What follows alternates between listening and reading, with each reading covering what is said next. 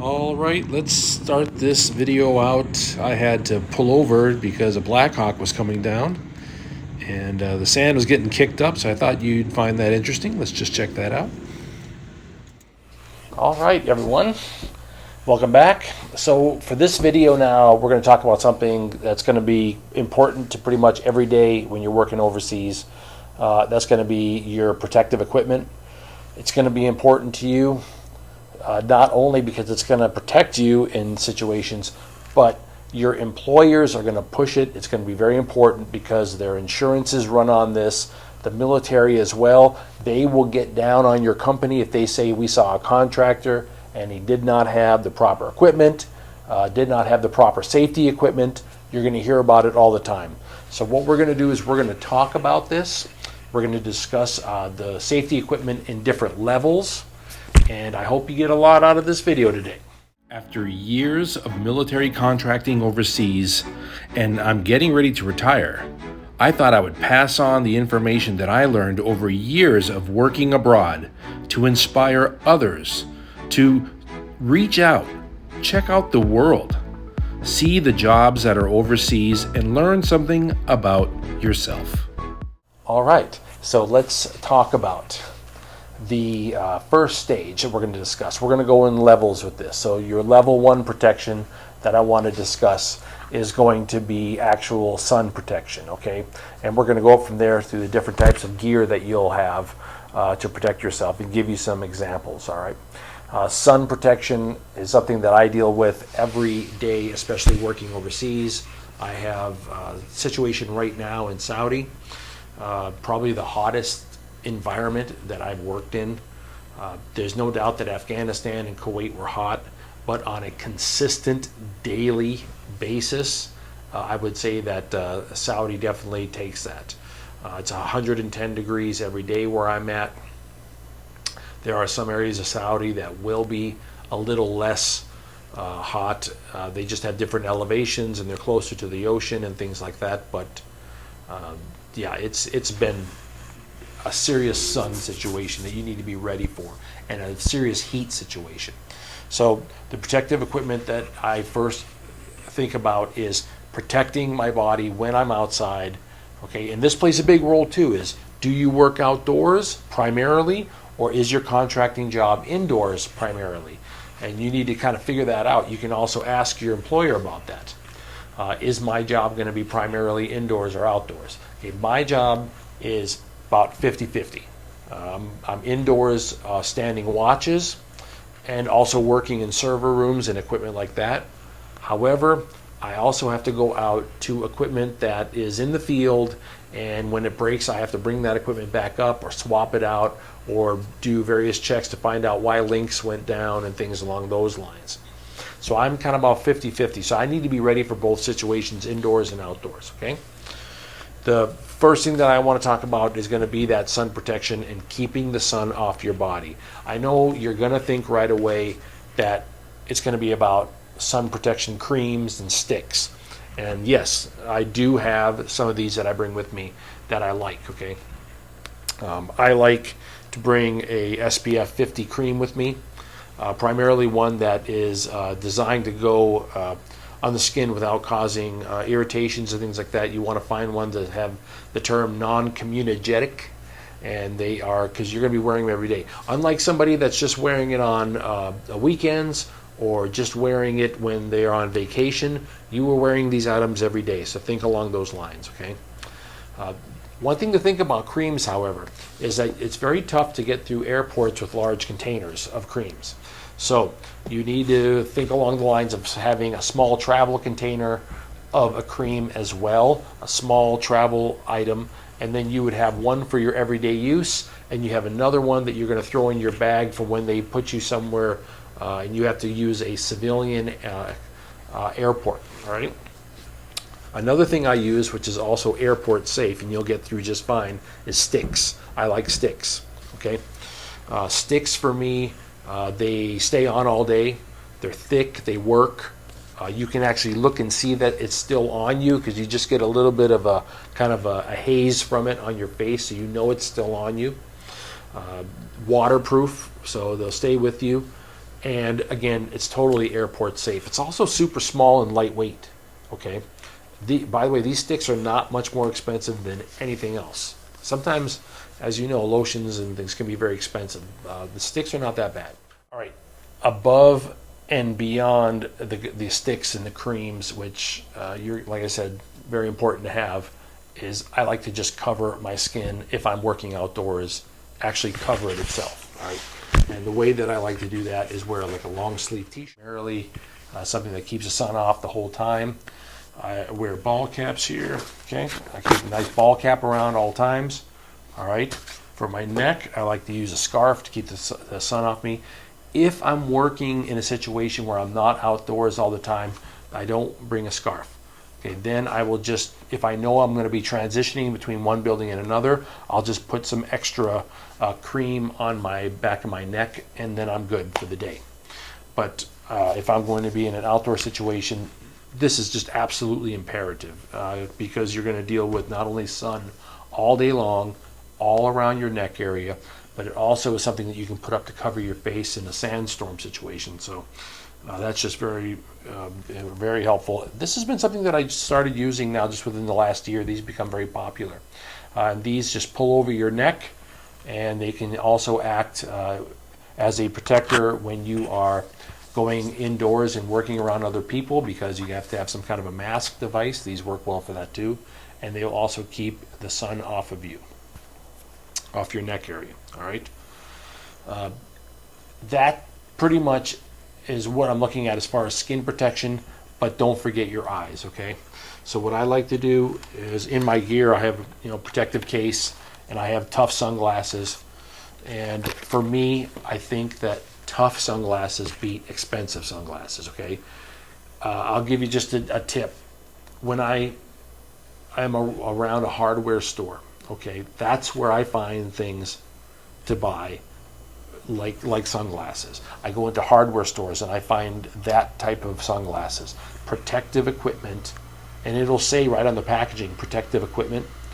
And also it'll say that it's maybe UV protective, that it meets certain requirements so that objects striking it can protect your eyes, and it's also a pair of sunglasses. Those sunglasses sometimes will be $5-6, very cheap, but they're going to last you a lot longer than some expensive pair of sunglasses that you're going to end up sitting on. You're going to end up leaving it on an airplane or a helicopter. You're going to end up finding them broken in your backpack. So just get yourself 1 or 2 pairs of protective sunglasses. You can get a lanyard to go around your neck if you want. That's fine. Those kind of things work great. That's also where I get a lot of my items. Just go to hardware stores. This is where you get a lot of items that are going to last you. Okay. So that pretty much covers what you need to think about as far as sunglasses and as far as sun protection. So let's move on to the next step. So you are going to be in a situation, if you're working in the Middle East, where you're going to have heat for much of the year. However, I will tell you that some areas get extremely cold. Afghanistan gets very cold. There are some areas of Saudi Arabia that get very cold. Also, your overseas position might be in Japan. Your overseas position might be in Germany. There's a lot of overseas work right now in contracting, and you need to be ready for temperatures other than just heat, okay? You need to be ready for rainstorms, and you need to be ready for cold weather.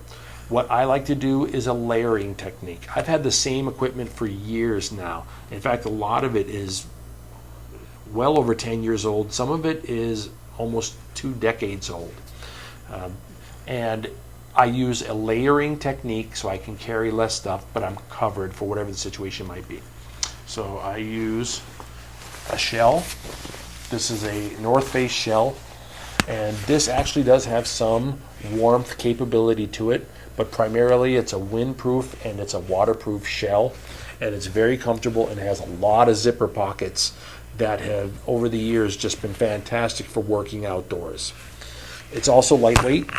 Okay. Underneath this, if it's cold weather, I can put a fleece. All right. Another use for this fleece is when you're working indoors in an air-conditioned environment, you're on a long watch, this fleece is going to be your everyday use, all right, inside that environment, especially like in a server room or something like that. Then underneath you may have one or two or even more layers to cover your core to keep you warm.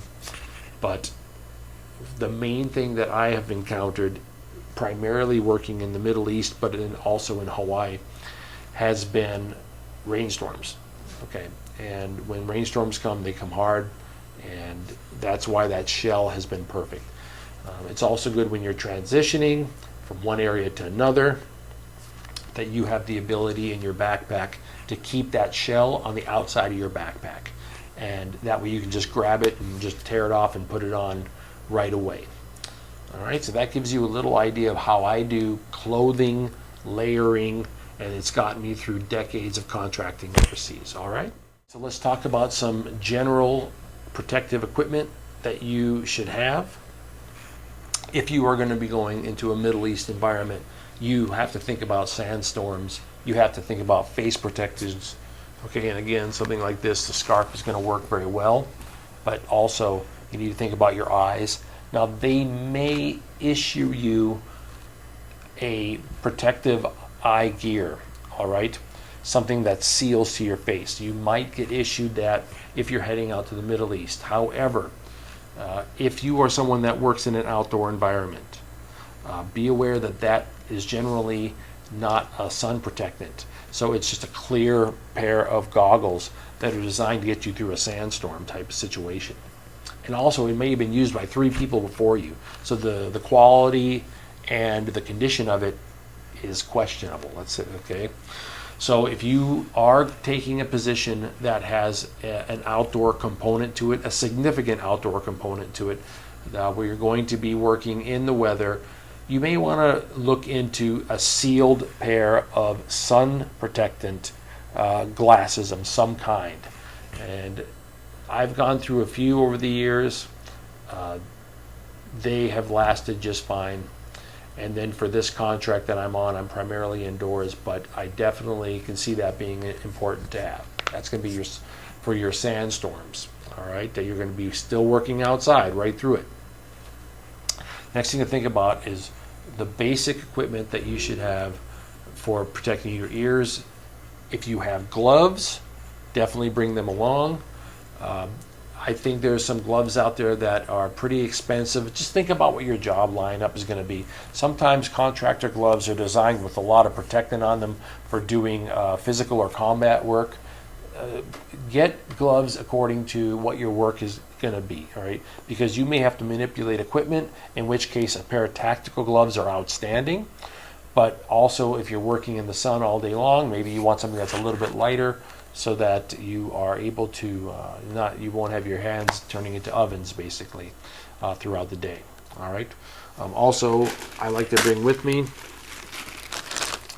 I always have masks, and I have these rubber gloves with me. That's just something that now I always just kind of keep on me in my equipment bags.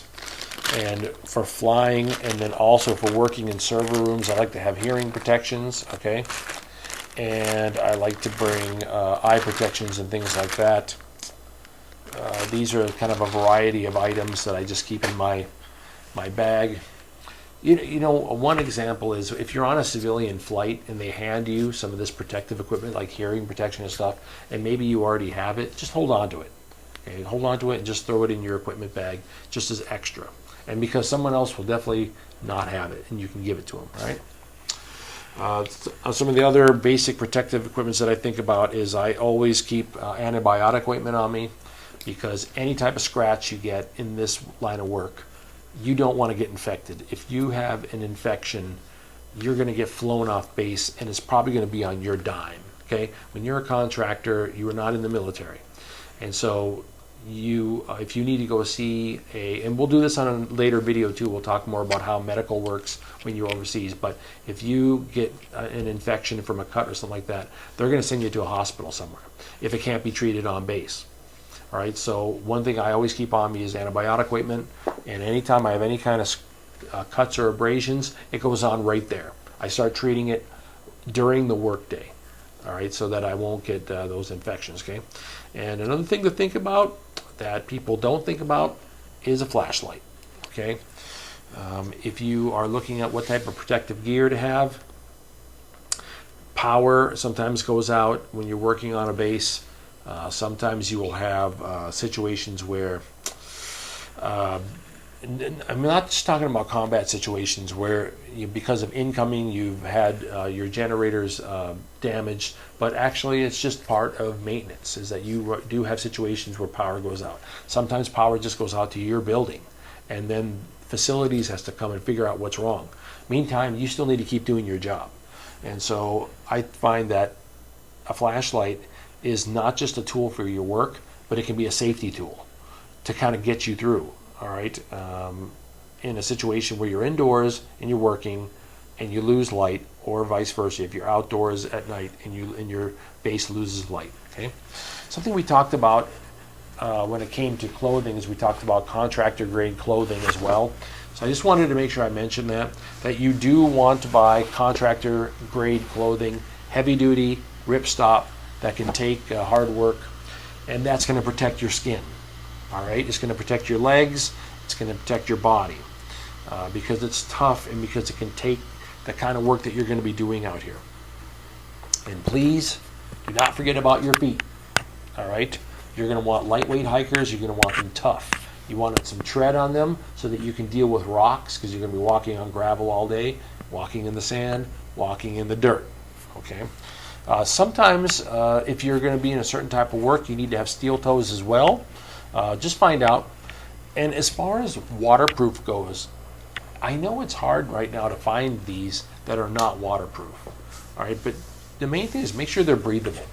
If they're waterproof, fine. But make sure it's a breathable waterproof, because that's primary.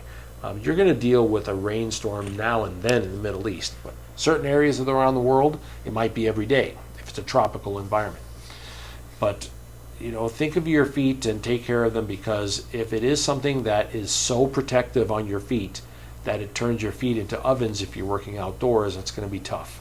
So I like a breathable material, but I also want it waterproof, so I get both. That means you get that together, it's going to kick up the price another $25, $30 probably over other lightweight hikers, and it's worth it. It'll get you through a year. All right, so you'll get your money back just fine. All right. Okay, this last part we're going to discuss is going to be your highest level of protection, and that's going to be the armor that you're going to most likely get issued. Now, it is true that sometimes the contractors will go out and find themselves armor themselves. The only thing that I would tell you is the first contract that you go on, do not go buy a bunch of armor. Okay?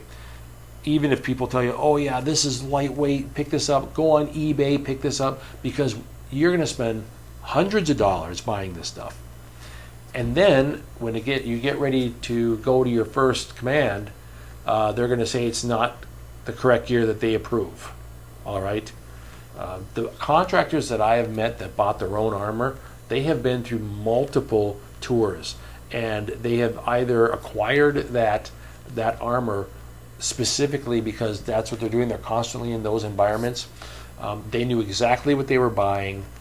They knew exactly who they were buying it from, what company, or if they were buying it used, they knew exactly what they were getting. The first time that you go out, if you're in Europe or if you're in Japan, you don't need the armor. And if you're in the Middle East, you will get issued the armor. Just take the issued armor and learn from it.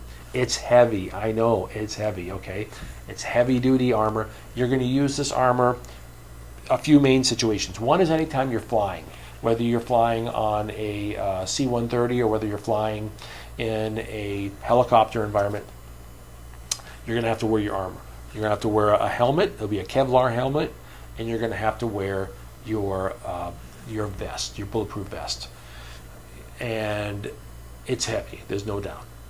But other than being in that flight, you're going to have it basically at your workplace ready to go.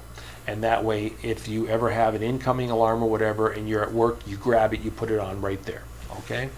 So that's why I tell you the first year, just don't worry about it. Just learn the first year, okay? Don't go spend a bunch of money on armor and helmets and special things like that. The second year, maybe you'll acquire all that stuff for your second contract, and then you'll have it. Lightweight equipment. That'll be great.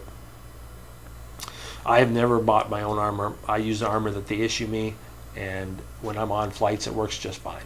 Okay? And that pretty much covers the armor. So that goes over the different types of protective equipment to have. Also gives you some examples of it, and gives you kind of the level, starting out at protecting your skin and then going through all the layers to when you're actually protecting yourself from shrapnel and that sort of damaging and injuring situations where you have to wear armor. Okay, and I hope that you got some good information on this video. Leave a comment. Let me know if there's something else that you want me to cover, and we will continue back on the series of different jobs that we were doing. That will be ongoing. So we're going to be talking about different jobs overseas ongoing, and then we'll take breaks from that series and go over other ideas as well. All right, so have a nice day.